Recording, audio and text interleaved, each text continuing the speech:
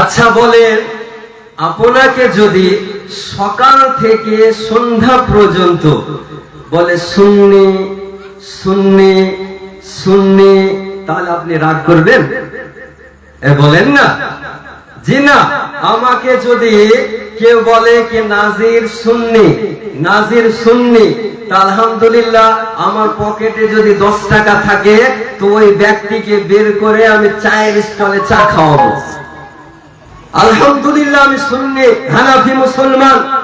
কিন্তু ওই ব্যক্তি ওই দলের নাম যদি আপনি একবার নিয়ে নেন তাহলে এদের গায়ে অ্যালার্জি বেরিয়ে যায়, এদের গায়ে অ্যালার্জি তৈরি হয়ে যায়। যার নামটা শোনায় বরদাস্ত করতে পারে না, যার নামটা নেওয়ায় সহ্য করতে পারে না, তাহলে এই দলের মধ্যে ভেজাল আছে, জানতে হবে নাকি গো? এই দলের মধ্যে ভেজাল আছে।